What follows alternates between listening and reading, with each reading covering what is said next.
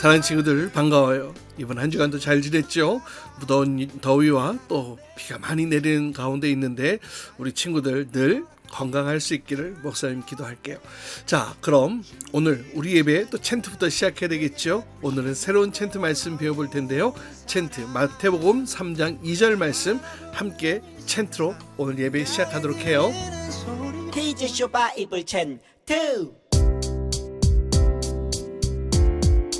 쇼 마태복음 3장 2절 마태복음 3장 2절 마태복음 3장 2절 마태복음 3장 2절 회개하라 천국이 가까이 왔느니라 하였으니 회개하라 천국이 가까이 왔느니라 하였으니 회개하라 천국이 가까이 왔느니라 하였으니 회개하라 천국이 가까이 왔느니라 하였으니 회개하라 천국이 가까이 왔느니라 하였으니 회개하라 천국이 가까이 왔느니라 하였으니 회개하라 천국이 가까이 왔느니라 하였으니 회개하라 천국이 가까이 왔느니라 하였으니. 이 시간 함께 주님 앞에 온전한 모습으로 함께 찬양하며 나아갑시다.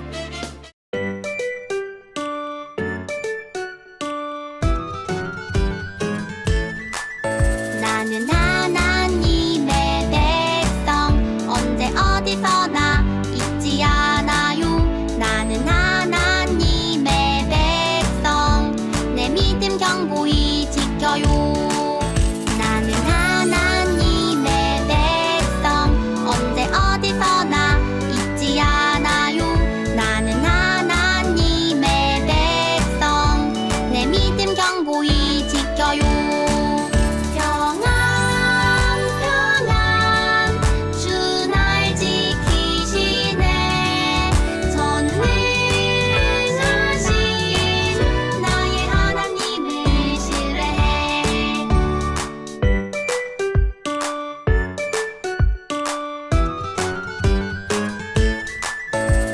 하나님의 백성 언제 어디서나 잊지 않아요. 나는 하나님의 백성 내 믿음 경고히 지켜요. 나는 하나님의 백성 언제 어디서나 잊지 않아요. 나는 하나님의 백성 내 믿음 경고히 지켜요.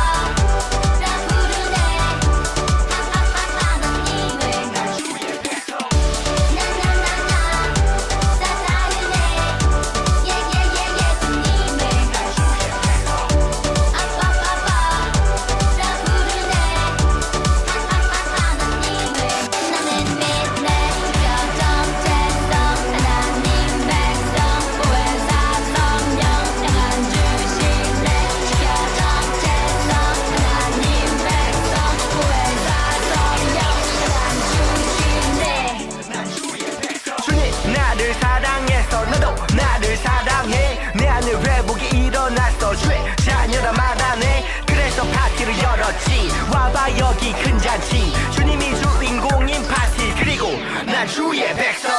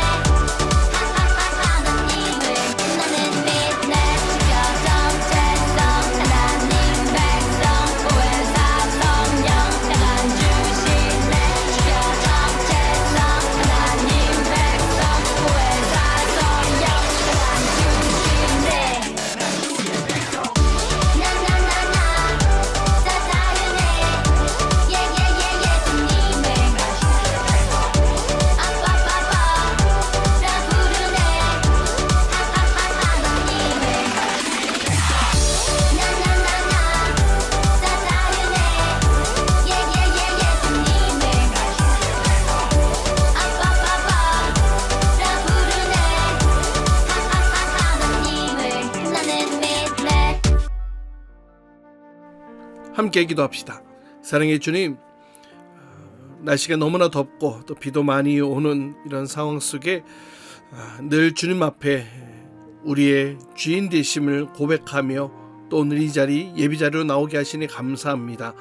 오늘 예배를 통하여서 우리 안에 또 말씀이 깊게 심겨지게 하여 주시고 또 주님을 만나고 경험할 수 있는 시간 되게 하여 주시며 또 우리 친구들 또 주님 안에서 또 아름답게 예쁘고 멋있게 성장해 갈 수 있도록 주님 함께 하여 주시옵소서.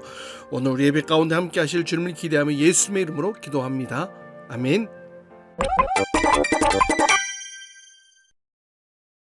이스라엘 멸망 후 다니엘의 꿈 해몽처럼 세계는 로마 제국 지배하에 있었지. 이스라엘도 로마의 속국이었어. 로마가 세계를 다스린다. 이스라엘에서 400년간의 침묵기를 깨고 첫 선지자가 나타나게 되지. 제사장 사가랴는 예배 중 천사를 만나게 돼. 기쁜 소식이 있어요. 당신은 아들을 낳을 건데 그는 성령이 충만한 사람이에요. 하지만 사가랴는 천사의 말을 믿지 않았어. 아휴, 그걸 어떻게 믿어요? 나와 내 아내는 모두 늙었어요. 엥? 천사의 말을 믿지 않았던 사가랴는 이후 말을 못하게 돼. 믿든 믿지 않든 그 일은 이루어질 거예요. 천사의 말대로 사가랴의 아내 엘리사벳은 임신을 하게 되지. 하나님의 은혜예요. 엘리사벳은 아들을 낳게 되어 이름을 지으려는데 말 못하는 사가랴는 서판에 요한이라고 썼지. 그런데 그때 사가랴가 말을 할 수 있게 됐어. 요한! 아이의 이름은 요한으로! 이 아이가 바로 신약의 첫 번째 선지자 세례 요한이야. 세례를 줘서 세례 요한이라고 부르게 됐어. 세례 요한은 메뚜기와 석청을 먹으며 광야에서 외쳤어. 많은 사람들이 세례를 받으러 세례 요한에게 나왔지. 회개하라! 천국이 가까이 왔느니라! 이사야가 예언한 대로지. 세례 요한은 바리새인과 사두개인들도 세례를 받으러 오는 걸 보고 외쳤어. 나는 물로 세례를 베풀거니와 내 뒤에 오시는 이는 나보다 능력이 많으시니 나는 그의 신을 들기도 감당하지 못하겠노라. 그는 성령과 불로 너희에게 세례를 줄 것이다. 세례는 받고 싶다고. 세례 요한, 저에게도 세례를 베풀어 주십시오. 아니, 당신은? 세례 요한은 예수가 나옴을 보고 어쩔 줄 몰라 하며 말했어. 제가 당신에게 세례를 받아야 할 터인데 당신이 내게로 오시나이까? 이제 허락하라.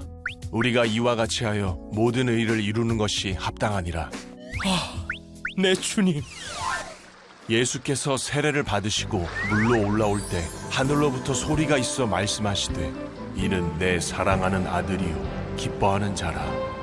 오, 주님. 아버지여. 이튿날 세례 요한이 두 제자와 함께 섰다가 예수를 보고 말했어. 보라, 세상 죄를 지고 가는 하나님의 어린 양이로다. 아니, 선생님. 그런 말씀을. 세례 요한은 예수의 길을 준비하는 사람이었지. 내 뒤에 오는 사람이 있는데 나보다 앞선 것은 그가 나보다 먼저 계심이라 한 것이 이 사람을 가리킴이라. 나도 그를 알지 못하였으나 내가 와서 물로 세례를 베푸는 것은 그를 이스라엘에 나타내려 함이라. 이후 두 제자 베드로와 안드레는 예수를 따르게 되고 예수의 본격적인 사역이 시작된단다. 와서 보라. 예수님, 같이 가요. 같이 가. 자, 사랑하는 친구들, 우리가 지금까지는 구약을 배웠지요. 근데 오늘부터는 이제 또 신약 말씀을 함께 나누려고 해요. 자, 오늘이 바로 그 첫 번째 시간인데요. 그렇다면 예수님이 오시기 전의 세상은 어떠한 상태였을까요? 여러분, 하나님이 이 천지를 창조하셨을 때의 그 상태가 혹시 어떤 상태였는지를 여러분 기억하고 있나요? 맞아요. 오직 어둠밖에 없었어요. 흑암밖에 없었어요. 혼돈밖에 없었어요. 성경이 그렇게 기록하고 있죠. 그때 하나님께서 빛이 있으라 라고 말씀하시니까 빛이 생겨나기 시작했습니다.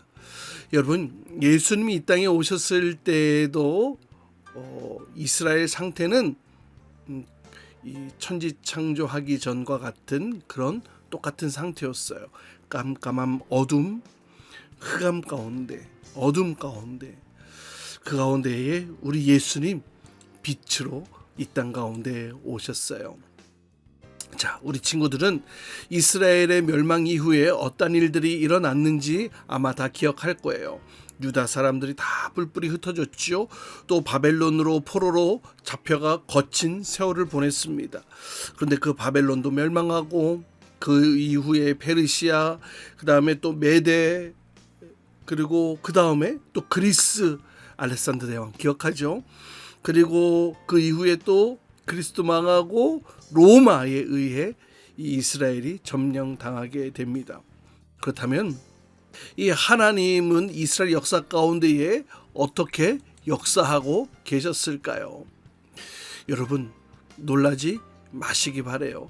여러분 말라기 이 선지자 이후 400년 동안 아무도 보내지 않으셨던 것을 보게 됩니다.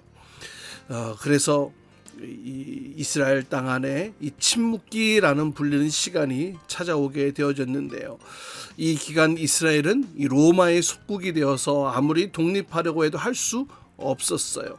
온 나라가 압제와 고통 속에 가득했는데, 그러나 선지자도 예언자도 그 누구도 일어나지 않았던 그 마지막 시대, 바로 이 400년간의 침묵기 시대. 어떤 빛도 나타나지 않았어요. 모든 것이 깜깜했어요. 어두웠어요. 침묵 속이었어요. 그러나 여러분 기억하고 있지요? 이런 침묵 속에서도 하나님은 이스라엘을 위해 준비하고 계셨다는 것을 말이죠. 하나님께서 당신의 아들을 이 땅에 보내시기 위한 준비를 하고 계셨어요. 여러분 그리스와 로마를 통하여서 무엇을 준비하셨어요? 맞아요. 언어를 준비하셨고 또 이 길, 교통을 준비하셨죠. 그리고 이스라엘 사람들의 마음을 준비하기 원하셨어요. 그렇다면 여러분 마음을 준비하기 위해 무엇이 필요했을까요? 맞아요. 신약의 문을 여는 첫 번째 선지자, 바로 약속하신 사람이 있었습니다. 여러분 광야에 외치는 소리 누구일까요? 맞아요. 바로 침례 요한입니다. 하나님께서는 이제 예수님이 오실 길을 준비하기 위해 특별한 사람을 예비하고 계셨던 것인데요. 자, 오늘 말씀 마가복음 1장 4절로 11절까지 말씀 함께 말씀 보고 또 설교 이어가도록 할게요. 세례 요한이 광야에 이르러 죄 사함을 받게 하는 회개의 세례를 전파하니 온 유대 지방과 예루살렘 사람이 다 나아가 자기 죄를 자복하고 요단강에서 그에게 세례를 받더라. 요한은 낙타털 옷을 입고 허리에 가죽띠를 띠고 메뚜기와 석청을 먹더라. 그가 전파하여 이르되 나보다 능력 많으시니가 내 뒤에 오시나니 나는 굽혀 그의 신발끈을 풀기도 감당하지 못하겠노라. 나는 너희에게 물로 세례를 베풀었거니와 그는 너희에게 성령으로 세례를 베푸시리라.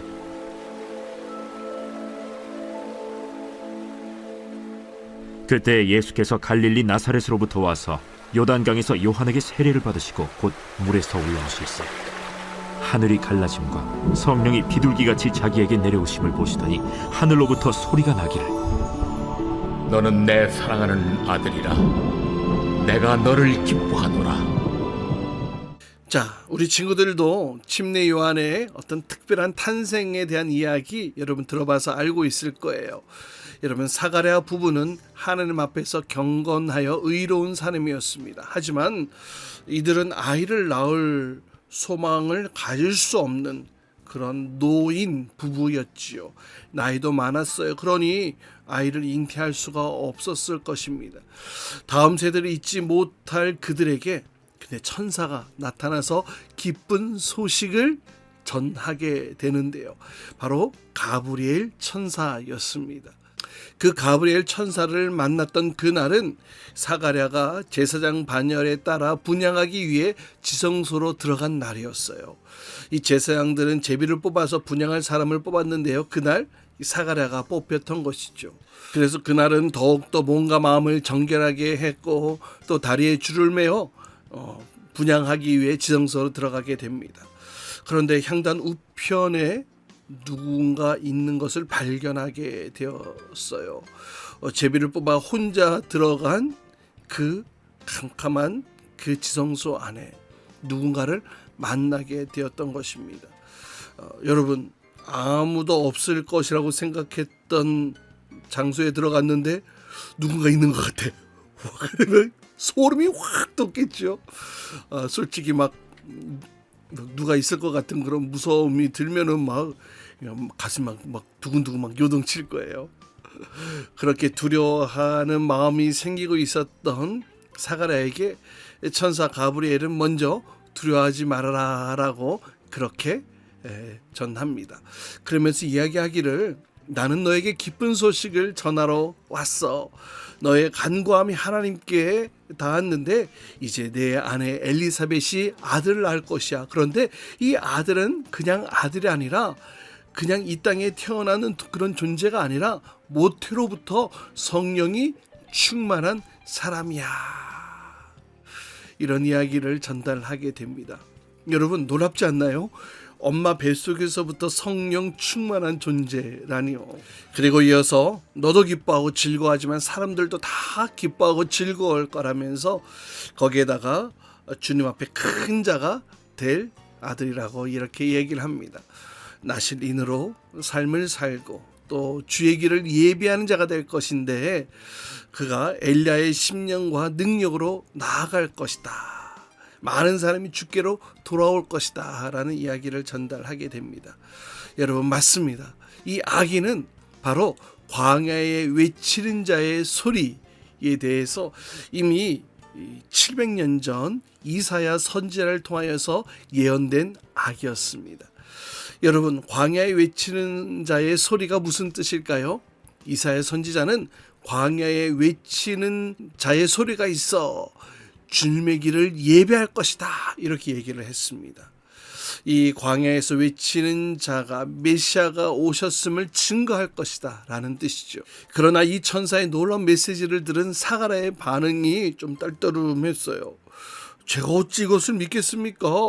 저와 제 아내가 다 늙었는데 말이죠. 제가 이것을 어떻게 이해하고 어떻게 받아들여야 되겠습니까? 가브리엘이 하나님께서 내 기도를 들으셨다고 말했을 때에 사가랴는 자녀를 위해 기도했음이 틀림이 없습니다. 그 기도가 주님께 들렸다 했으니 그는 오랜 시간 이 일을 위해 기도했을 것입니다. 하지만 막상 나이가 많아지고 또 소망이 끊어지자 더는 믿을 수가 없었던 것이죠. 그래서 그 큰 기쁨의 소식이 전해졌을 때 그것을 기쁨으로 받아들이지 못했을 것입니다. 이렇게 사가랴가 믿음으로 받지 못하고 기뻐하지 않자 가브리엘은 이 일이 이루어질 때까지 사가랴가 말하지 못하게 될 것이라고 말하지 못하게 될 것이라고 이야기를 합니다. 내가 믿든 믿지 않든 자신의 말은 이루어질 것이다 라고 말하면서 천사는 떠나게 되는데요. 이제 사가랴가 그 지성소에서 나오게 되어지자 백성들이 걱정합니다. 왜냐하면 지성소에 들어간 제사장일지라도 그 거룩한 곳에서 흠이나 또 죄악이 있으면 그곳에서 죽임을 당할 수도 있기 때문입니다. 그런데 그가 나왔을 때에 말은 못하고 몸짓으로 이렇게 이야기를 하니까 사람들이 다 놀랬던 것이죠. 그리고 계속해서 몸짓으로 뭔가를 표현하니까 사람들이 그가 환상을 본 줄 알게 되었다고 그렇게 생각을 하게 됩니다. 또 무엇을 들었는지 또 무엇을 보았는지, 그러나 이 사가랴는 말할 수 없기 때문에 그냥 말없이 집으로 돌아가게 되는데요. 그리고 정말 아기가 태어났습니다. 이 두 노인이 아이를 낳았으니 모든 친척들이 이웃들이 기뻐하며 또 그 아이의 이름을 그 아버지의 이름을 따라 사가랴로 짓고자 했습니다. 그러나 엘리사벳은 요한이라고 해야 한다고 말을 했죠. 그래서 사람들이 또 아버지에게 사가랴에게 가서 물으니 사가랴도 서판에다가 요한이라고 씁니다. 이 아이의 이름을 요한이라고 해야 된다는 것이죠. 그리고 이 말을 쓸 때에 드디어 그 입술이 풀려져서 말을 하게 됩니다. 이 아들의 이름은 요한이라고 해야 됩니다. 여러분, 이 아들의 이름은 요한이라고 해야 됩니다. 오랜 답답함이 풀려지는 순간이었어요. 또 이 기적적인 일을 통해 아들 요한에 대한 사람들의 기대감도 커졌을 것입니다. 사가랴는 믿지 못함으로 생긴 이 침묵의 시간 동안 믿음을 회복했을 거예요. 그리고 그가 살아있는 동안 내내 그 아들을 준비했을 것입니다.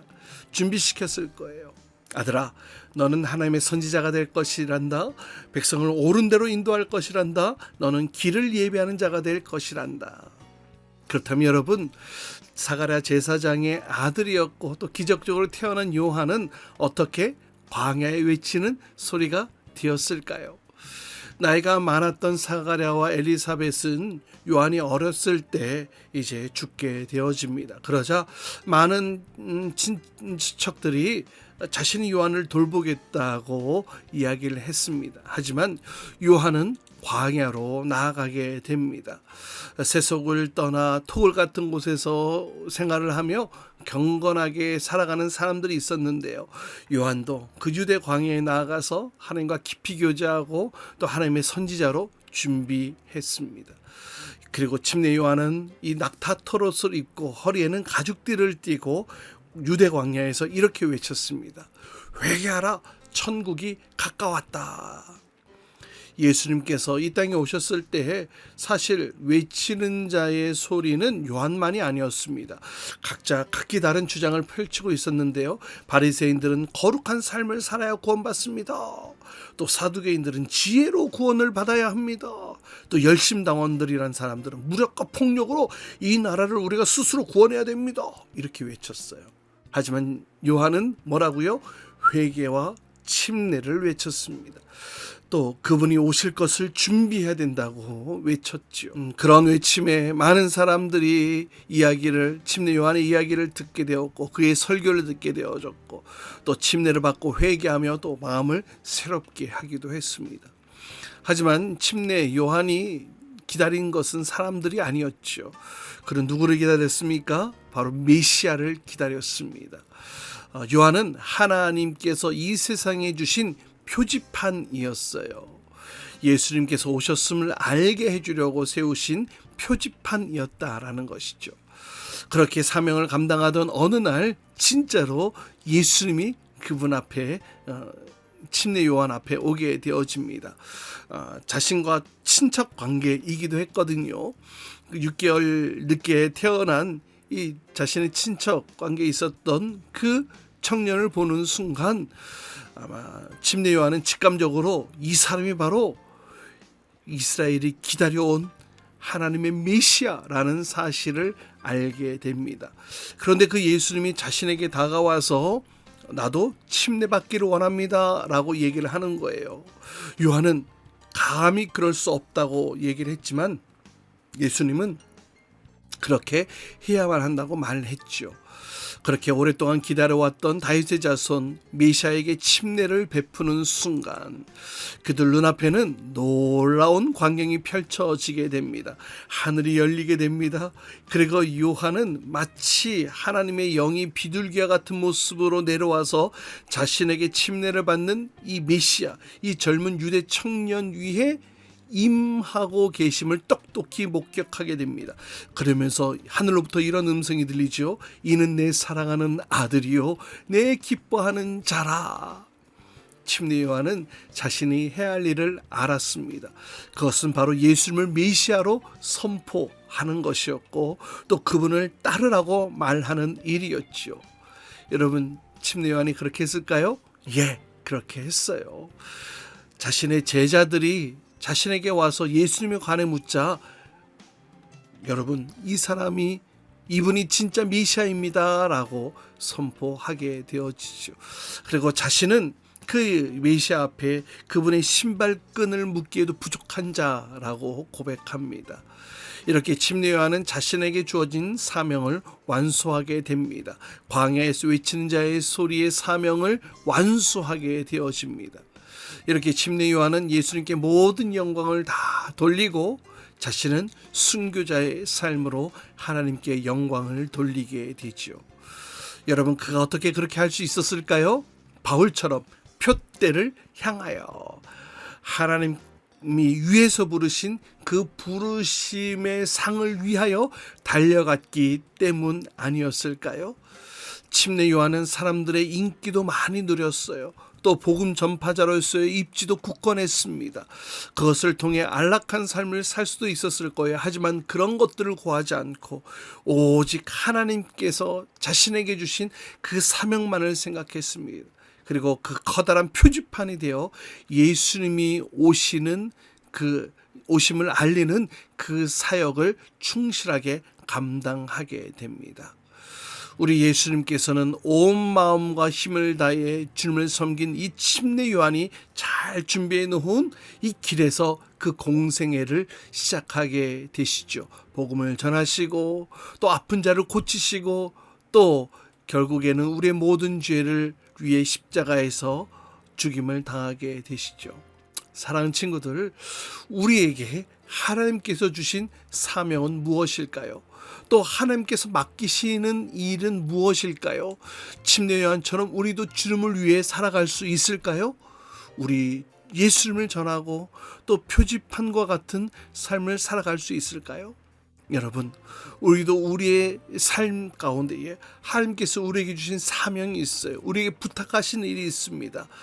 그 일들을 잘 충성되게 감당하는 자들 될 수 있기를 바랍니다. 여러분을 어떤 자리로 부르시든지 또 어떤 일을 맡기시든지 그 일 가운데 충성되게 감당하며 그 가운데에 예수 그리스도의 이름을 증거하며 나타낼 수 있기를 간절히 소망합니다. 여러분의 삶으로 하나님께 영광을 돌리는 삶이 되어지기를 원해요. 그렇게 해서 언제나 위에서 부르신 그 부름의 상을 위하여 열심히 달려나가는 저와 여러분, 우리 모든 친구들 될 수 있기를 주님의 이름으로 축복합니다. 이 시간은 준비한 예물 하나님께 드린 시간 갖도록 해요. 나에게 주신 주님의 사랑이 너무 좋아. 엄마가 주신 용돈을 아끼고 아꼈죠. 여기 있어요. 주님 받아주세요. 내 맘 알아주세요. 저 예쁘죠? 나 착하죠? 설레는 이 마음 수줍게 주님께 드리네. 신나게 춤추며 기쁘게 주님께 드리네. 설레는 이 마음 수줍게 주님께 드리네. 신나게 춤추며 기쁘게 주님께 드리네. Come on! 함께 기도합니다. 사랑의 주님, 오늘도 주님 앞에 나와 예배하며 또 정성을 다해 주님 앞에 예물을 드립니다. 주님, 이 예물을 기뻐 받아주시고 하나님께 영광을 올려드리며 주의 복음이 증거되어지는 귀한 곳에 쓰여지게 하여 주옵소서. 또한 우리가 오늘 침례 요한처럼 하나님께서 부르신 그 부르심의 상을 위하여 열심히 달려가는 자가 되게 하시고 우리에게 주어진 삶 속에 오직 하나님의 영광을 드러내며 충성되게 그 사명을 잘 감당할 수 있는 자가 될 수 있도록 주님 함께하여 주시옵소서. 이제는 우리 주 예수 그리스도의 한없는 은혜와 하나님 아버지의 놀라운 사랑과 성령님의 내주교통 역사하심이 우리의 삶 가운데에 우리에게 맡기신 일들, 우리를 부르시는 그 부르심의 상을 위하여 열심히 달려가기를 원합니다. 충성되게 감당케 하여 주시고 어느 자리든 어떤 일이든 그곳에서 주님의 영광 나타내며 예수 그리스도의 이름을 증거하는 삶의 자리로 살아갈 수 있도록 주님 주장하여 주시고 주님 힘을 주시고 함께하여 주옵소서. 이렇게 주님 앞에 간구하며 기도하는 우리 모든 친구들 위해 이제부터 영원토록 함께 하시기를 간절히 축원하옵나이다. 아멘. 주기도문 주기도문 주기도문 Let's go. 하늘에 계신 우리 아버지 아버지의 이름을 거룩하게 하시며 아버지의 나라가 오게 하시며 아버지의 뜻이 하늘에서와 같이 땅에서도 이루어지게 하소서.